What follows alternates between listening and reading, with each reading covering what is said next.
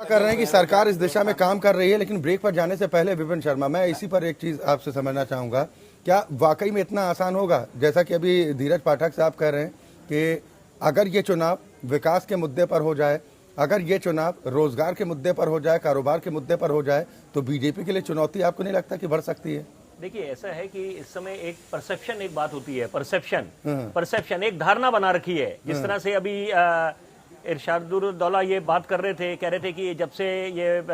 भाजपा आई है तो एक तरह से नफरत की राजनीति उस तरह से करी है। तो ये कैसे भूल जाते हैं कि प्रधानमंत्री ने जब वो मदरसों की बात करी, हाईटेक करने की, कि एक हाथ में कुरान शरीफ, एक हाथ में कंप्यूटर, किसने ट्रिपल तलाक को हटाने की पहल करी, मुहिम किसने छेड़ी, कि क्या औरतों का मुस्लिम औरतों का मानव अधिकारों का जब हनन हो रहा था तब नहीं उनकी तरफ ख्याल गया? क्या अच्छी सोच नहीं है? तो देखिए, इसी तरह से अगर कश्मीर के युवाओं को रोजगार मिले, पत्थरबाज जो उनपे एक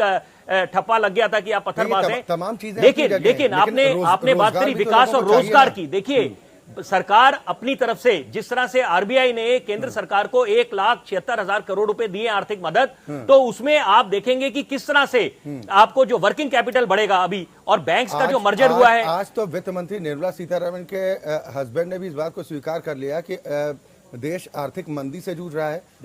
सरकार ने जो भी कदम उठाया उसका कोई असर अब तक हुआ नहीं है। बिल्कुल सही है, लेकिन साथ साथ एक आम आदमी जो है, जो आम आदमी, उसको भली भांति पता है इस बात का कि आर्थिक मंदी, देखिए खाना तो हम लोग खा रहे हैं, विदेश यात्रा लोग कर रहे हैं, और उसी तरह से आप मॉल्स जाते हैं, मॉल्स में भी आपको लोगों की वही भीड़ दिखाई देती है। सिर्फ लोग इस समय कतरा रहे हैं कि पैसा खर्च करने के लिए। आप ये कहें कि देखिए रोजगार खत्म हो गए, अगर ऑटो सेक्टर में स्लो डाउन है, डिमांड एंड सप्लाई का खेल है वो सारा का सारा। उसी तरह से आप देखेंगे वर्ल्ड वाइड फिनोमिनन है, ये विश्व पूरा ग्रस्त है इस समय आर्थिक मंदी से, और सब जग जाहिर है कि चीन और अमेरिका के ट्रेड वॉर है, उसी के कारण अब जो है, जो इनकी तनातनी चल रही थी, आपस में टस से मस नहीं हो रहे थे, तो ये दोनों देश ये सुपर पावर समझते हैं। और जिस तरह से हिंदुस्तान के साथ टैरिफ्स को घटाने की बात करी थी डोनाल्ड ट्रंप ने, वो भी 2 कदम चल के आए हिंदुस्तान की तरफ। अब आप देखेंगे कि कैसे व्यापारिक संबंध बढ़ेंगे और उसका आप विदेशी निवेश बढ़ेगा। प्रधानमंत्री ह्यूस्टन क्यों गए थे, हाउडी मोदी का इतना बड़ा भव्य आयोजन क्यों हुआ था, कि ताकि विदेशी निवेश ला सके, वो होंगे। उसमें आपको कई लोगों को, विपक्षियों नेताओं को उसमें भी राजनीति नजर आती है, उसमें